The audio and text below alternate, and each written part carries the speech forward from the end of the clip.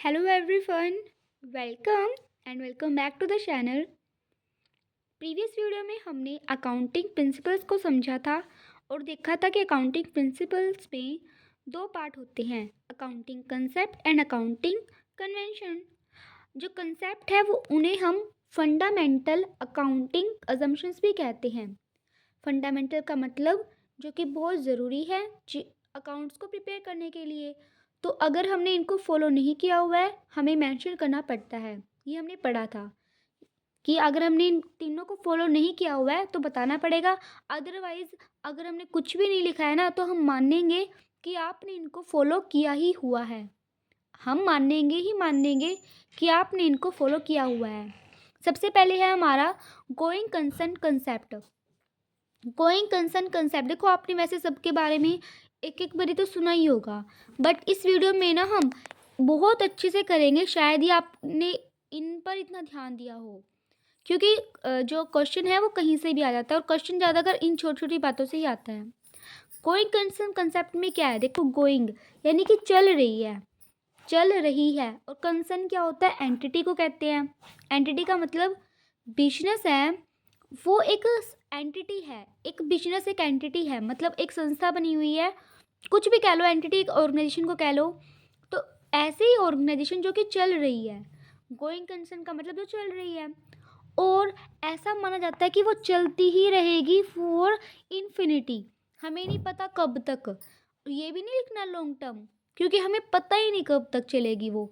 हमारे लिए तो वो चलती ही रहेगी, कभी भी बंद नहीं होएगी हमारे लिए। हम ऐसा मान के चलते हैं कि हमारी जो ऑर्गेनाइजेशन है ना वो हमेशा चलती ही रहेगी, चलती ही रहेगी, चलती ही रहेगी। ये याद रखना है। कभी आप ये सोचते हैं कि मैं बिजनेस करता हूँ, मुझे पता ही है 2 साल बाद मेरा बंद हो जाना है। कभी मैं ऐसा सोच के बिजनेस करूँगा? नहीं करूँगा। क्या सोच के करूँगा कि भाई मैंने तो बिजनेस करना है, खूब प्रॉफिट कमाना है और ज़िंदगी भर कमाते ही रहना है, ये सोचूंगा। तो वैसे ही करना है ये भी।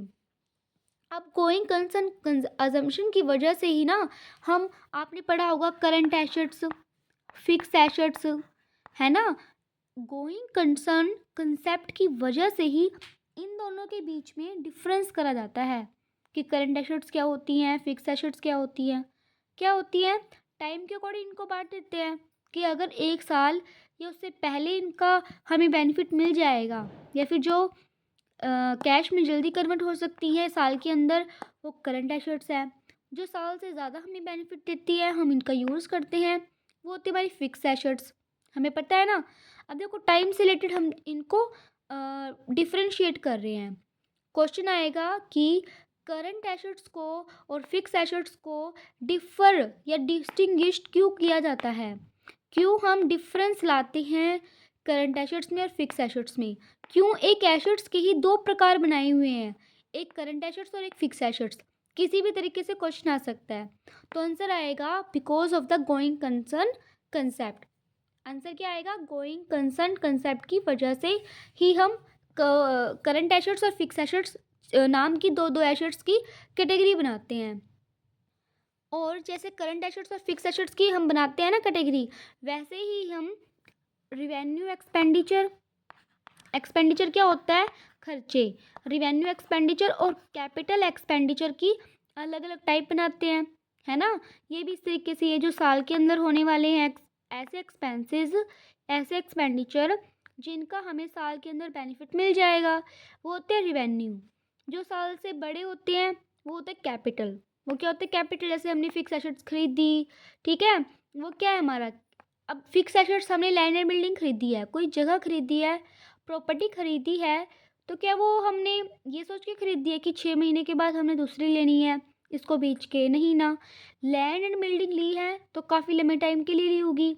हाँ, रिवेन्यू आप ऐसे कह सकते हैं कि जो हमने वापस से बेचने के लिए नहीं ली, करे ना एक्सपेंसेस, वो मैंने एसेट्स बता दिया, सॉरी, एक्सपेंसेस। देखो ऐसे एक्सपेंसेस जो लंबे टाइम तक चलेंगे, जैसे फिक्स एसेट्स पर किया जाने वाला खर्चा, उसको इंस्टॉल किया है, अब हर बार हर महीने थोड़ी होता है ये खर्चा, जब एसेट्स लेंगे तभी लेंगे ना, ऐसा एक्सपेंडिचर।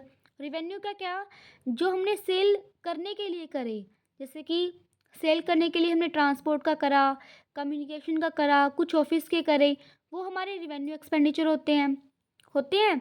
अब इस अजम्पशन की वजह से ही, गोइंग कंसर्न कंसेप्ट की वजह से ही, देखो हमें ये तो पता है हमारा बिजनेस चलेगा लंबे टाइम, तो क्या हम लंबे टाइम के बाद अकाउंट बनाएंगे, प्रॉफिट बाद में देखेंगे? भाई उसका फ़ायदा ही क्या जब बिजनेस बंद ही हो जाएगा। तो इसीलिए हम हर साल ना ये देखते रहते हैं, साल का हिसाब लेके चलते हैं कि ऐसी कौन सी एसेट्स है जो साल के अंदर बेनिफिट देगी, ऐसी कौन सी एसेट्स है जो साल के बाद तक रहेगी, ऐसे कौन से एक्सपेंसेस है जिनका बेनिफिट एक साल के अंदर मिल जाएगा, ऐसे कौन से एक्सपेंसेस हैं जो लंबे टाइम के लिए हमने करे हैं। रेवेन्यू और capital expenditure, current assets and fix assets, ये होते हैं गोइंग कंसर्न कंसेप्ट की वजह से। नेक्स्ट हमारी अजम्पशन है कंसिस्टेंसी।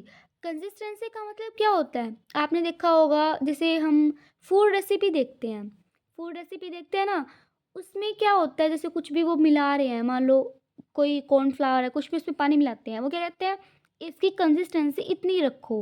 वो क्या होता है कंसिस्टेंसी? मतलब उसके अंदर जो एक बहाव है, एक लगातार वाली जो चीज़ है ना, मतलब जो हमने बनाया है मिश्रण, वो ऐसा हो जो मिलता जुलता सा हो, यही होता है। ऐसा ना हो कि बिल्कुल ही अलग है, पानी अलग दिख रहा है, वो नीचे बैठ गया, ऐसा कुछ नहीं होता। वैसे ही कंसिस्टेंसी ये होता है कि जो लगातार है, जो जो चल, देखो इसकी तरह से ये भी कंसिस्टेंसी, या फिर आप ऐसा सुनते भी, आप तो ये वर्ड वैसे भी बहुत कॉमन है, हम कहते हैं ना कि कंसिस्टेंसी नहीं बन रही है, मैं लगातार इतना नहीं बैठ पा रहा हूँ, इतना बैठ के नहीं पढ़ पा रहा हूँ कि 2 घंटे 3 घंटे, ऐसा नहीं हो रहा है, 10 मिनट करता हूँ ध्यान जाता है कहीं, वैसे वाली बात कि कंसिस्टेंसी यानी लगातार। अब ये कंसिस्टेंसी का यहाँ पर क्या मतलब है कि अगर हमने कोई मेथड यूज़ किया है ना अकाउंट्स को प्रिपेयर करने में, फॉर एग्जांपल डेप्रिसिएशन के 2 अलग अलग मेथड होते हैं। किसके? डेप्रिसिएशन के। डेप्रिसिएशन के अलग अलग मेथड होते हैं, स्ट्रेट लाइन मेथड और रिटन डाउन वैल्यू मेथड। अब हमने कौन सा मेथड यूज़ करा है, पहले तो वो देखो। उसके बाद एक साल हमने एक मेथड यूज़ करा, तो नेक्स्ट ईयर भी उस मेथड को ही यूज़ करना है। ऐसे फटफट चेंज नहीं करना है उसको, आज कोई सा, कल कोई सा, नेक्स्ट ईयर कोई सा, ऐसा नहीं करना है, लगातार करना है। क्योंकि देखो, अगर हमने 2 चीज़ों को कंपेयर करना है, उनका बेस भी तो सेम होना चाहिए। अगर मैं कंपेयर करने लग जाऊँ सेब और किसी भी चीज़ को, लीची को, तो दोनों चीज़ें कितनी अलग है, दोनों का टेस्ट अलग है, दोनों के फ़ायदे अलग अलग हैं, तो इनको ऐसे नहीं कर सकते। वैसे ही अगर हम इनको फ्रूट की तरह माने कि सेब और लीची फ्रूट है, ठीक है, और एक कुर्सी है, तो बताओ कितने फ्रूट हुए? नहीं कह सकते हम, क्योंकि फ्रूट तो 2 ही हैं, कुर्सी अलग चीज़ है। यानी कि अगर हमने कंपेयर करना है तो बेस सेम होना चाहिए। वैसे ही अगर हमने अपने अकाउंट्स को प्रिपेयर करना है और कंपेयर करना है अपने ही अकाउंट से पिछले साल के, या फिर ऐसा कहो दूसरी कंपनी के साथ, कंपेयर तो करना पड़ता है। तो जो कंपेरिजन है कब होएगा? अगर हमारे अकाउंट्स में कंसिस्टेंसी है। अगर हम लगातार एक जैसे मेथड्स को फॉलो करके बना रहे हैं तो कंसिस्टेंसी, अदरवाइज नहीं है।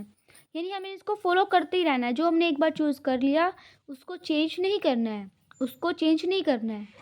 अब आप सोचेंगे क्या उसको कभी भी चेंज नहीं करे? अभी कुछ अच्छी चीज़ दिख गई तो चेंज करना ही पड़ता है। और हमने वैसे ही पहले पढ़ा था, जो इससे पहले वाली वीडियो है, कि अकाउंटिंग प्रिंसिपल फ्लेक्सिबल होते हैं, हमने तो पढ़ा था ये। तो आप ये बता रही है कि इनको चेंज नहीं करना है। तो देखो 3 एक्सेप्शन है कंसिस्टेंसी वाले की, कंसिस्टेंसी वाले की ना 3 एक्सेप्शन है। कौन कौन सी? यानी एक्सेप्शन का मतलब क्या होता है? जहाँ पर हम चेंज कर सकते हैं। मैं लिख देती हूँ, एक्सेप्शन है, क्या है? एक्सेप्शन। एक्सेप्शन का मतलब क्या होता है? जहाँ पर ये रूल हम ये अप्लाई नहीं करते हैं। अब कौन कौन सी जगह है? पहली बात तो, अगर लॉ ने ही हमें बोल रहा है, लॉ ही कह रहा है, मतलब सरकार ने कहा, कोई एक्ट आ गया, उसके अकॉर्डिंग हमें चेंज करना पड़ रहा है, तब करेंगे। दूसरा क्या? अकाउंटिंग स्टैंडर्ड कह रहे हैं। अकाउंटिंग स्टैंडर्ड क्या होते हैं वो भी पढ़ेंगे आगे। आप ऐसा समझें कि अकाउंटिंग करने के लिए ना देश ने एक, या फिर पूरे ग्लोब ने अपने ग्लोबल लेवल पर भी कुछ बने हुए हैं, और हमारे इंडिया के अपने भी कुछ बने हुए हैं। तो वैसे ही कुछ स्टैंडर्ड बनाए हुए हैं, ठीक है, कि लॉ ने अगर कहा है, सरकार ने कहा है, कुछ एक्ट लेके आई है, तब करना पड़ेगा। अकाउंटिंग स्टैंडर्ड कह रहे हैं तब करना पड़ेगा।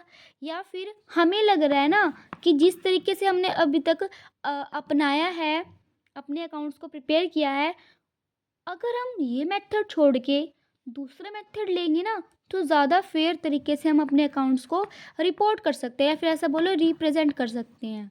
क्या कर सकते हैं? रिप्रेजेंट, यानी दर्शा सकते हैं। समझ में आया? यानी कि हमें अपने अकाउंट्स को जल्दी जल्दी जो मेथड्स हैं हमारे चेंज नहीं करना है। कंसिस्टेंसी ये कहती है। बट 3 जगह ऐसी है जहाँ पर हम चेंज कर सकते हैं। कहाँ पर? अगर लॉ ने बोला है, अकाउंटिंग स्टैंडर्ड ने कहा है, या फिर हमें लग रहा है कि फेयर मतलब अच्छे तरीके से, हमें लग रहा है हम इससे अच्छा दूसरा तरीका अपनाएंगे ना तो वो ज़्यादा बेटर है। तो उस चीज़ को बेटर बनाने के लिए हम कर सकते हैं। आया समझ में कि बेटर अगर हमने करना है ना रिप्रेजेंट, तब हम कर सकते हैं। ये होता हमारा कंसिस्टेंसी कंसेप्ट। थर्ड क्या है? अक्रूवल। अक्रूवल आपने बहुत बारी सुना होगा। अक्रूवल क्या होता है? कोई चीज़ ऐसे कहते हैं उगना, अराइज होना। कोई भी चीज़ जैसे कि ना अगर कोई खर्चा हुआ है, कोई हमने हमारी रिवेन्यू हुई है, जिस टाइम हुई है उसी टाइम कर लो। जैसे कि अगर, हाँ मैं बताती हूँ आपको, मैंने एक वीडियो में बताया था आपको बेसिस ऑफ अकाउंटिंग मैंने समझाया था। बेसिस ऑफ अकाउंटिंग अगर आपने नहीं देखा तो देख ले जाके। बेसिस ऑफ अकाउंटिंग में क्या है, 2 तरीके से हम कर सकते हैं, या तो कैश बेसिस पर या एक्रूवल बेसिस पर। कैश क्या होता है कि जितना पैसा आया या जितना पैसा गया उसके बेस पे बना रहा हूँ। एक्रूवल क्या होता है कि पैसा अभी आया नहीं है लेकिन मेरे को पता है मेरी सेल इतनी हो गई है तो मैंने सेल उतने की दिखा दी, वो एक्रूवल होता है। आया समझ में? जैसे कि मैंने 10 लाख की सेल करी, 10 लाख की सेल करी, मैंने लिख दिया एक्रूवल। एक्रूवल के अगर मैं एक्रूवल के अकॉर्डिंग करूँगी तो मैं लिखूँगी 10 लाख की सेल। लेकिन अगर मैं पैसे मेरे पास आए हैं 8 लाख रुपए, कितने आए? 8 लाख रुपए मेरे पास कैश आया है। और अगर मैं कैश बेसिस को फॉलो कर रही हूँ ना तो मैं सिर्फ लिखूँगी सेल 8 लाख की हुई है। भाई सेल तो 2 लाख और की भी हुई है ना, टोटल तो 10 लाख की हुई है, लेकिन मैं 8 लाख की क्यों दिखा रही हूँ? क्योंकि मेरे पास पैसा सिर्फ 8 लाख का आया है। तो एक्रूवल कंसेप्ट कहता है ऐसा नहीं होता। आपने जितने की करी है ना, आपको पता है पैसा तो आएगा ही आएगा। अभी 2 लाख तो वो देगा ही देगा, वो अलग बात है, ना दे तो बैड डेट बनेंगे। बट माना तो ये जाएगा ना 10 लाख की आपने सेल कर दी। एक्रूवल कंसेप्ट कहता है इस तरीके से बनाओ अकाउंट कि जो आपने सेल कर दी, मैं लिख देती हूँ यहाँ पर कि जो भी आपने रिवेन्यू करा ना, जो आपने रिवेन्यू करा उसको उसी टाइम लिख दो कि भले उसकी पेमेंट ना ही हो। मतलब अगर वो हमने कर दिया अपनी तरफ से, जैसे कि मान लो मैंने सेल करनी थी और कस्टमर के पास मेरा गुड्स पहुंच गया है, मतलब मैंने अपनी कंडीशन पूरी कर दी तो मेरी रिवेन्यू रियलाइज़ हो गई है मेरे पास। तो मैं ये मान सकती हूँ कि अब मेरे डेटर खड़े हो गए हैं, ठीक है, मैंने रिवेन्यू कमा लिया है, भले ही उसकी पेमेंट कभी भी हो। अब ऐसा भी हो सकता है, क्या पता एडवांस में इनको पेमेंट मिल गई हो। समझ रहे हैं? मान लो सेल मेरे पास, मैंने अभी 8 लाख का सामान बेचा, आप ऐसे समझे, मैंने 8 लाख का सामान बेचा लेकिन मेरे पास पैसे आ गए 10 लाख। कितने आ गए? 10 लाख। होता है ना कई बार कि कोई हमें एडवांस पैसे दे देता है, तो वही वाली बात, अगर किसी ने एडवांस पैसे दे दिए ना तो मैं 10 लाख लिखूंगी नहीं, मेरी एक्चुअल सेल कितनी हुई है? 8 लाख हुई है। तो ये दोनों किसी में काम करता है, ज़्यादा होने पे भी कम होने पर भी हमें पैसे नहीं देखने हैं, हमें देखने सेल कितनी हुई है। यहाँ पर सेल 10 लाख की हुई थी, पैसे 8 लाख आए थे। यहाँ पे सेल 8 लाख की हुई है, पैसे 10 लाख आए हैं। कैश में सिर्फ कैश से मैटर करेगा कि पैसे 10 लाख आए हैं ना, सेल चाहे 5 लाख की हुई चाहे 98 की भी ना हुई हो, मैं सारे के सारे पैसे लिख दूंगा सेल के नाम से। एक्रूवल कहता है जितने का आपने सामान बेचा है, कस्टमर तक पहुंचा है, आप सिर्फ उतनी सेल लिखें। 2 लाख आपको एडवांस मिले हैं, वो आगे जाके एडजस्ट करना जब आपकी सेल हो जाएगी। अभी सेल नहीं हुई है आपकी, अभी आपने सिर्फ 8 लाख की सेल करी है। समझ में आया कि पेमेंट से कोई वास्ता नहीं है। एक्रूवल कंसेप्ट का पेमेंट से कोई वास्ता नहीं है। आई होप आपको ये बात अच्छे से क्लियर हुई होगी और ये चीज़ समझ के रखनी है कि रिवेन्यू जब रियलाइज़ होएगी पेमेंट से कोई मतलब नहीं है, चाहे एडवांस मिले या बाद में मिले। दूसरी बात, एक चीज़ और जो बहुत इंपॉर्टेंट है और हम इसको मिस कर देते हैं, एक्सपेंसेस। देखो मैंने सेल करी, सेल करने के लिए मुझे बहुत सारे एक्सपेंसेस भी उठाने पड़े। फॉर एग्जांपल टेलीफोन करना पड़ा मुझे, ट्रांसपोर्ट का यूज़ मैंने करा सॉरी ट्रांसपोर्ट का अगर मैंने यूज़ करा, ठीक है, और कुछ भी कम्युनिकेशन का मैंने रोड वगैरह यूज़ करे, आप ऐसे कर सकते, इलेक्ट्रिसिटी, ठीक है, मैंने जहाँ पे रखा गोडाउन में, उसमें इलेक्ट्रिसिटी आई, रेंट मेरा लगा, ये सारी चीज़ें क्या हैं, ये मेरे एक्सपेंसेस हैं। क्यों लगे ये एक्सपेंसेस? सेल करने के लिए, रिवेन्यू करने के लिए। एक्सपेंसेस क्यों लगे? रिवेन्यू करने के लिए। तो अगर मेरे रिवेन्यू हो गए हैं, मैंने उनको लिख दिया है, तो जिन एक्सपेंसेस से ये रिवेन्यू आए हैं ना, उनको भी तभी लिखो। पैसे से इसका कोई मतलब नहीं है, इसका भी पैसे से कोई मतलब नहीं है। भले ही मैंने रेंट के पैसे नहीं दिए हों, मेरा 1 महीने का रेंट तो खड़ा हो गया ना, तो वो लिखो, एक्रूअल कंसेप्ट के अकॉर्डिंग वो लिखो। वहीं अगर मैंने रेंट एडवांस पे कर दिया है बट इस महीने का नहीं था, तो क्या मैं लिखूंगी? मैं लिखूंगी। मेरे को एडवांस मिला है पर मेरा अभी इस महीने का मैंने एडवांस दे दिया है, लेकिन मेरा एक्सपेंसेस इस महीने का नहीं था, तो क्या मैं लिखूंगी? नहीं लिखूंगी। जब हुआ है तभी लिखो, पेमेंट से कोई मतलब नहीं है। आई होप आपको ये दोनों चीज़ समझ में आई होगी, रेवेन्यू की भी और एक्सपेंसेस की भी, कि पेमेंट से कोई मतलब नहीं है, चाहे पहले मिले या बाद में मिले या बाद में करें हम।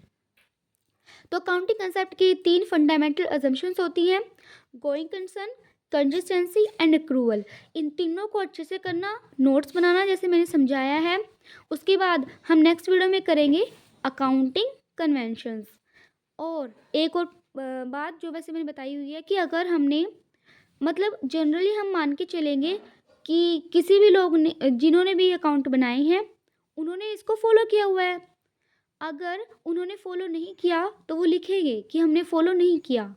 अगर उन्होंने लिखा नहीं हुआ है तो हम मान के चलेंगे उन्होंने फॉलो करा हुआ है, क्योंकि हम ऐसा मान के चलते हैं कि ये चीज़ें तो करेंगे ही करेंगे, छोटी सी बात है, ये लिखना है, याद करना है।